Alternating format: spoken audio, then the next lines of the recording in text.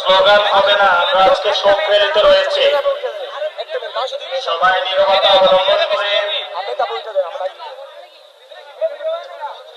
প্রিয় চাঁদপুরবাসী,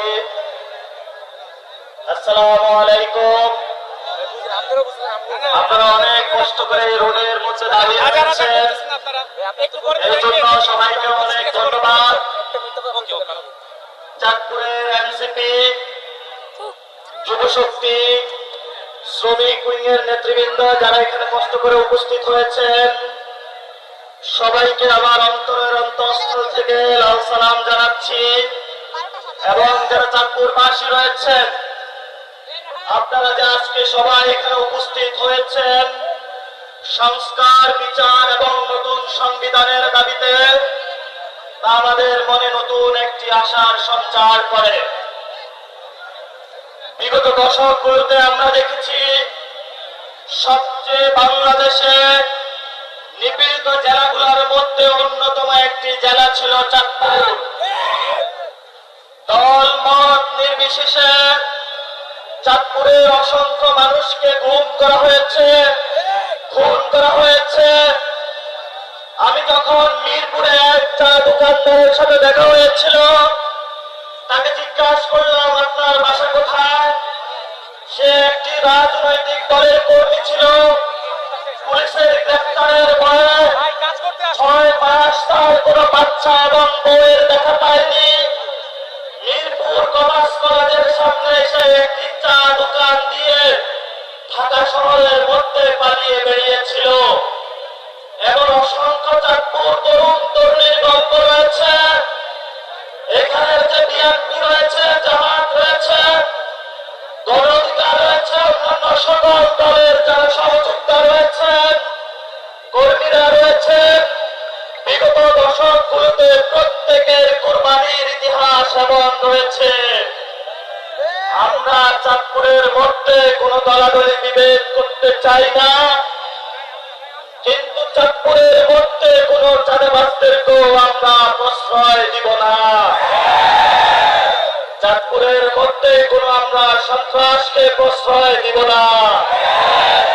চাঁদপুরের মধ্যে আমরা কোন বালু দখলদারিত্বদেরকে প্রশ্রয় দিব না। প্রিয় চাঁদপুরবাসী, এই মাটিতে জন্ম হয়েছে, এই মাটি থেকে পৃথক করার সাধ্য একমাত্র আল্লাহ তাআলার মৃত্যুর মাধ্যমে এই মাটিতে আমি পতিত হব। কেউ যদি ষড়যন্ত্র করে আমাদেরকে বারবার হত্যা করতে আসে, খুন করতে আসে, ততবার আমরা আবার জেগে উঠে বলব, বাংলাদেশে আর কোন ফ্যাসিস্ট খুনি হাসিনার মতো স্বৈরাচার আমরা কায়েম করতে দিব না, দিব না, দিব না ইনশাআল্লাহ। আলেম ওলামার চাঁদপুর, তরুণ তরুণীর চাঁদপুর, নদীমাতৃক জেলা চাঁদপুর। আপনারা জানেন নদী ভাঙ্গনে অনেকগুলো ফ্যামিলি নদীর তলে তলিয়ে গিয়েছে। কিছু বালু খোকা যারা বালু তোলার কারণে আজকে এই পর্যন্ত অসংখ্য পরিবার তাদের ভিটেমাটি হারিয়ে বিভিন্ন জায়গায় ছন্ন বিচ্ছিন্ন জীবন যাপন করছে।